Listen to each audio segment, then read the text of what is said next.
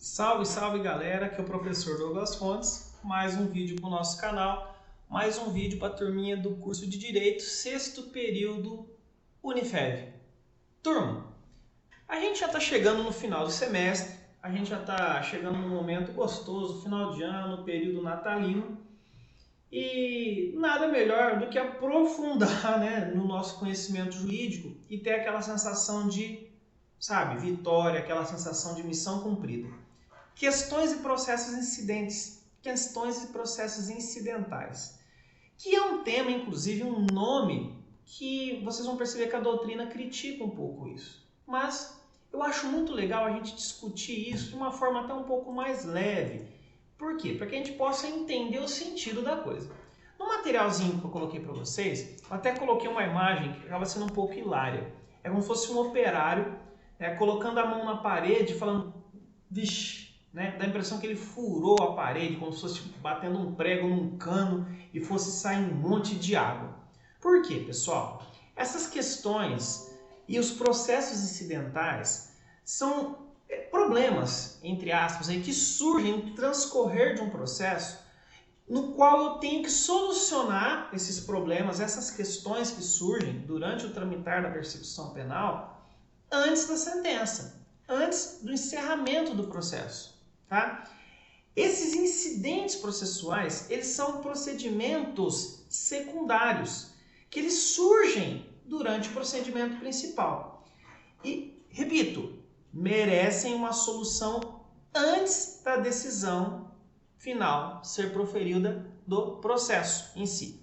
Em sentido jurídico, essas questões, os processos incidentais, são soluções que a lei nos dá para verificar variadas demandas, variadas eventualidades que podem surgir durante o processo. Por exemplo, eu posso me deparar com um documento falso, eu posso me deparar com um réu que tem problemas psiquiátricos e ele não tem total discernimento do que aconteceu. E assim vai.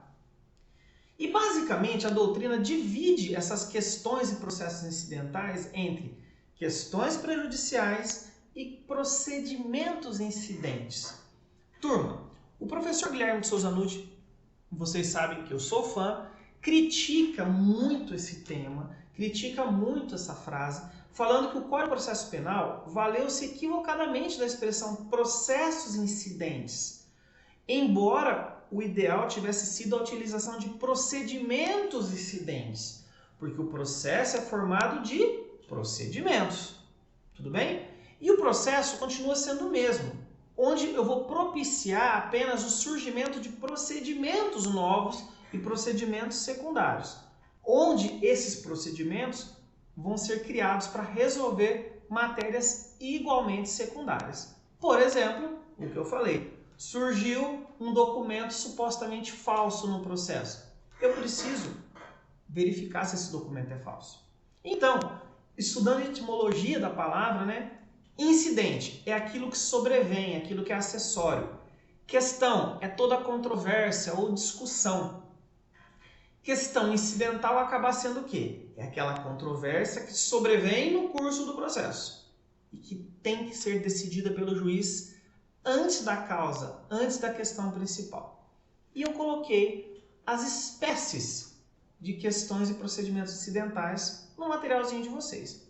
Que eu tenho, primeiramente, questões prejudiciais, artigo 92 e 94, exceções, artigo 95 a 111, incompatibilidades e impedimentos, 112, conflito de jurisdição, 113 até o 117, restituição de coisa apreendida, que olha, no dia a dia, o pessoal fica doido com isso, eu quero minha coisa de volta, 118 a 124, medidas assecuratórias, 125 a 144A, incidentes de falsidade, 145 a 148, incidente de sanidade mental do acusado, 149 a 154.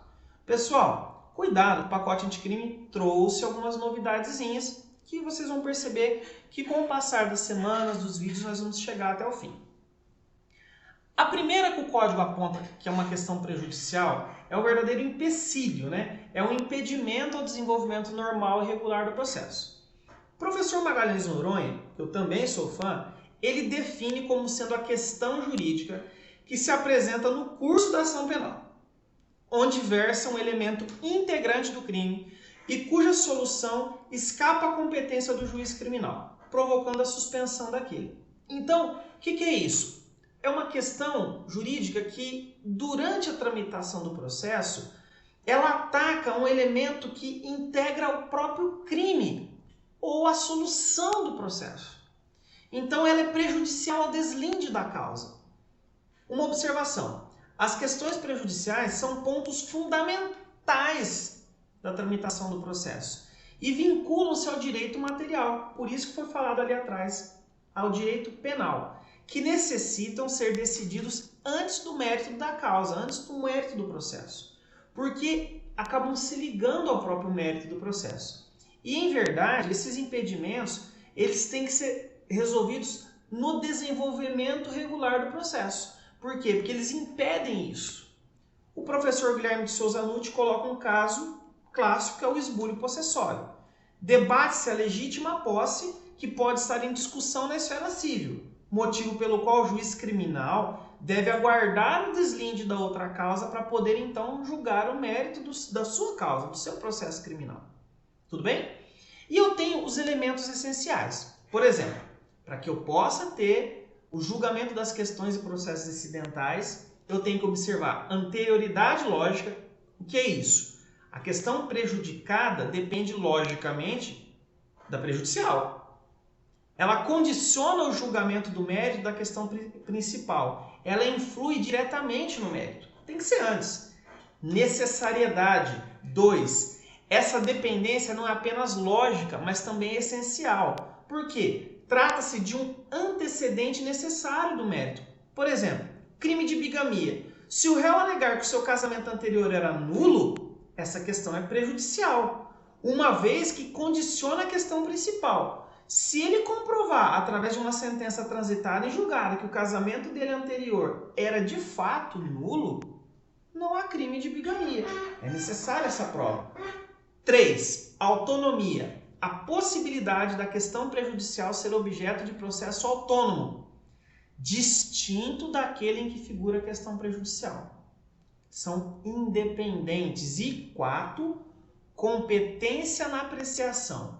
São julgados pelo próprio juiz penal, geralmente, mas poderão ser julgados excepcionalmente pelo juiz civil. Olha o exemplo que eu dei agora há pouco do esbulho possessório. Tudo bem?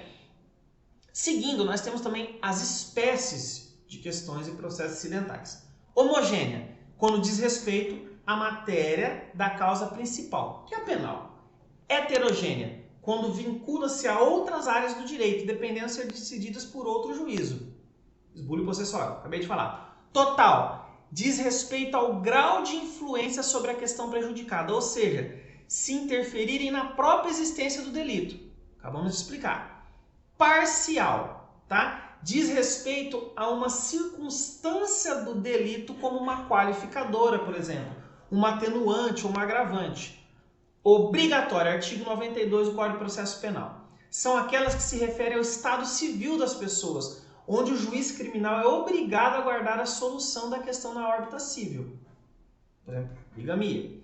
Facultativa, depende da questão diversa da prevista no artigo anterior, sendo igualmente de competência do juiz civil a sua apreciação. Seguindo nesse raciocínio, pessoal, eu tenho que observar um ponto muito importante, que são os efeitos da coisa julgada civil. Primeiro ponto. A coisa julgada civil, ela faz força vinculativa da decisão no juízo criminal? Esse é o ponto-chave. O raciocínio é o seguinte: a decisão civil tem força vinculada no juízo criminal, uma vez que esse órgão é o competente em razão da matéria para solucionar em caráter principal o fato. Caso o juiz civil acate a questão prejudicial, por exemplo, anulando o casamento no crime de bigamia, por exemplo, desaparece o elemento do crime de bigamia. Desaparece elementar do processo penal. E o juiz penal ele deve absolver o acusado. Se por outro lado o juiz civil negar a pretensão do acusado, quer nos casos de questões obrigatórias, quer nas questões relativas ou facultativas, por exemplo, ele decide que o réu tem 18 anos e, portanto, ele é plenamente imputável. Isso não significa que o juiz é obrigado a condenar a pessoa. O juiz penal ele vai ter que decidir, sim, que a pessoa ela é imputável, então ele vai ter que analisar se o cara cometeu o crime ou não. Aí o juiz criminal vai ter base para julgar conforme o livre convencimento dele. Então, a sentença civil, ela tem força vinculativa naquilo que ela, vamos falar assim, entre aspas, derruba a matéria criminal. Aquilo que ela vincula o juízo criminal na sua matéria criminal. Tudo bem? Seguindo nesse raciocínio, pessoal, nós estamos já com um videozinho de 10 minutos, né? Vamos fazer uma exceção dos nossos vídeos, vamos atravessar um pouquinho mais no tempo. Eu tenho os processos incidentes, tá? Primeiro, exceções, tá? As exceções, lá no artigo 95, são defesas indiretas, apresentadas por qualquer das partes. E o intuito das exceções é prolongar o trâmite processual até que essa questão processual relevante seja resolvida. E a finalidade dela é estancar definitivamente o seu curso, porque processualmente é incabível o segmento da ação. Como meio de defesa indireto, ela é dilatória, porque ela prorroga a decisão do mérito, tá, até que seja resolvida essa questão, e ela é peremptória, porque elas são as que põem fim ao processo. Por exemplo, exceção de coisa julgada ou de litispendência. Eu estou falando que aquele processo já foi julgado em um outro momento ou ele está sendo tramitado aquele fato num outro processo, numa outra localidade. Justamente porque falta uma condição da ação ou um pressuposto processual. Tudo bem, pessoal? Seguindo. Outra exceção. Por exemplo, de suspeição, no artigo 96 e 254. Ou de impedimento, artigo 252. Primeiro raciocínio. A suspeição ou impedimento é contra o juiz e não o juízo. É contra a pessoa, não contra o juízo de direito, desculpa, o juízo da segunda vara criminal de... Vai fazer homenagem à minha vizinha Jales. Tá? Não, é contra o juiz fulano de tal, não contra a vara, entendeu? Vamos falar assim para ficar mais fácil para entender. Aqui eu vou questionar a imparcialidade do magistrado e é uma defesa dilatória.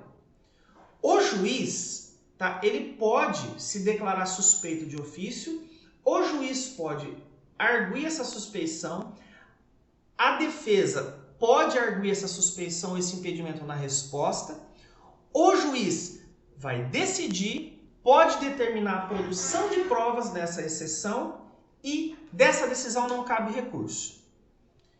Recapitulando, a defesa vai arguir isso, a defesa prévia, após a denúncia. O Ministério Público vai arguir após o oferecimento da denúncia. E não cabe exceção de suspeição ou impedimento quando a parte provoca algo, uma inimizade, por exemplo, com o juiz, tá? Para que eventualmente o juiz se torne suspeito. Então, por exemplo, eu sei que o juiz da segunda vara criminal de Jales, né? Não conheço, não sei se tem, tá? Vara especializada em Jales criminal, não sei. Se for doutor, não estou falando de você, tá? Eu sei que o juiz é linha dura, pesado. Eu sou um bandidão. Eu quero fugir desse juiz. Eu vou criar uma inimizade com ele, vou arrumar uma briga com ele num jogo de futebol. Só para que eu possa declarar que ele é meu inimigo. Então eu não quero que ele me julgue. Não, se eu provoquei isso, eu não posso invocar. Por quê? Eu não posso me beneficiar da minha própria torpeza.